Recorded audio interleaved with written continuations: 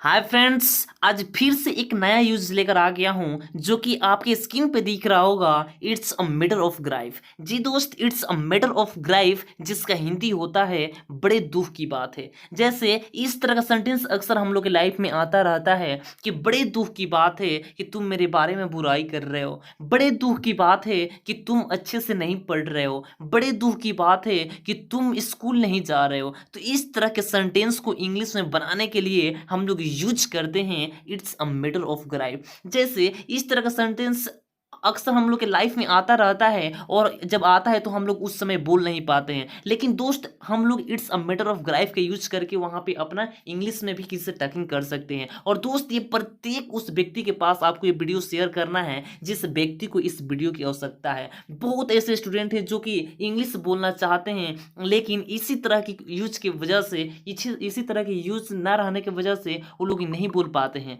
तो उन लोगों का आपको हेल्प करना है। ये प्रत्येक इंडिया के कोना कोना तक आपको इस वीडियो को शेयर करना है कि उस प्रत्येक विद्यार्थी का हेल्प हो सके। चलिए दोस्त, इसका हम लोग स्ट्रक्चर देखते हैं कि इसका स्ट्रक्चर क्या होता है। तो इस तरह के सेंटेंस को बनाने के लिए हम लोग स्ट्रक्चर का यूज करते हैं। आपके सामने स्क्रीन पर दिख रहा होगा।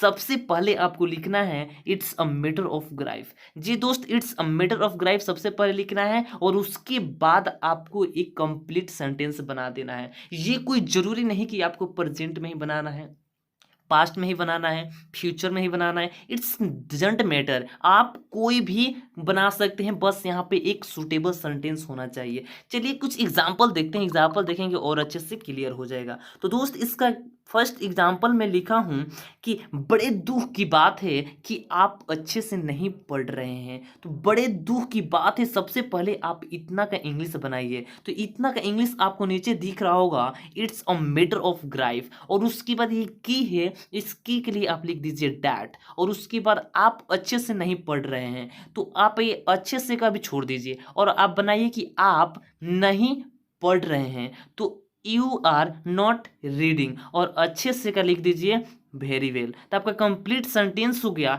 इट्स अ मैटर ऑफ ग्राइफ that you are not reading very well. बिल्कुल सही सेंटेंस है दोस्त।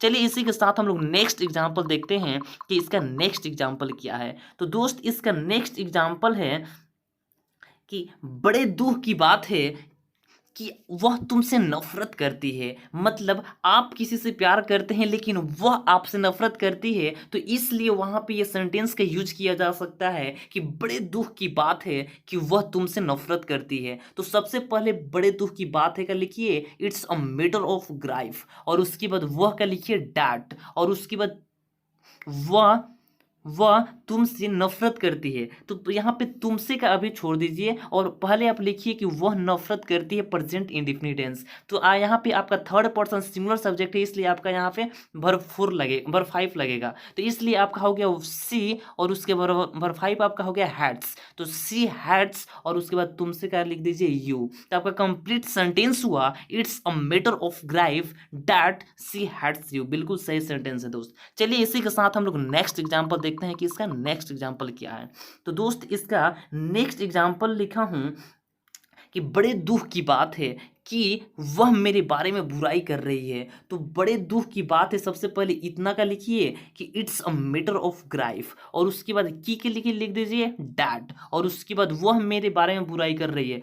तो मेरे बारे में इतना रोक दीजिए और इतना बनाइए कि वह बुराई कर रही है, वह बुराई कर रही है। तो इसका आपका होगा कि सी इज बेइंग इविल या सी इज बेइंग इविल और उसके बाद मेरे बारे में क्या लिख दीजिए अबाउट अबाउट मी। या आपका कंप्लीट सेंटेंस हुआ इट्स अ मैटर ऑफ ग्राइफ दैट सी is being evil about me. बिल्कुल सही सेंटेंस है दोस्त। चलिए इसी के साथ हम लोग नेक्स्ट एग्जांपल देखते हैं कि इसका नेक्स्ट एग्जांपल क्या है।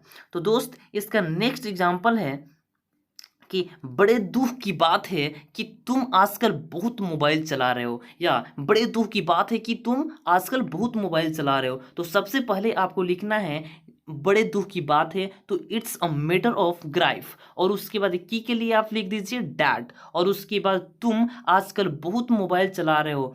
तो बहुत का भी रहने दीजिए और लिखिए और आजकल आजकल भी रहने दीजिए तुम मोबाइल चला रहे हो। तो इसका होगा कि यू आर रनिंग और उसके बाद बहुत का होता है और लॉट ऑफ। तो you are running a lot of mobile, और आजकल का हो गया दिस डेज। ठीक है, यहाँ पे नाउ डेज भी लिख सकते हैं। तो आपका कंप्लीट सेंटेंस हुआ कि इट्स अ मैटर ऑफ ग्राइफ that you are running a lot of mobile this days. चलिए दोस्त, इसी के साथ में अपना वीडियो समाप्त करता हूँ। यदि मेरे वीडियो से आपको थोड़ा सा भी सीख मिला होगा तो लाइक शेयर जरूर कीजिएगा, और मेरे आप चैनल पर नए होंगे तो मेरे चैनल को जरूर सब्सक्राइब कर लीजिएगा कि मैं जैसे ही कोई भी वीडियो अपलोड करूँ तो उसका नोटिफिकेशन तुरंत आपके पास चला जाए और तो सबसे पहले आप मेरे वीडियो को देख पाए। चलिए दोस्त, इसी के साथ में अपने वीडियो को समाप्त करता हूं, और उन सभी प्रत्येक विद्यार्थी के पास मेरा वीडियो जाना चाहिए जिस जिस विद्यार्थी को मैं इस वीडियो की आवश्यकता है। चलिए दोस्त, इसी के साथ बाय बाय।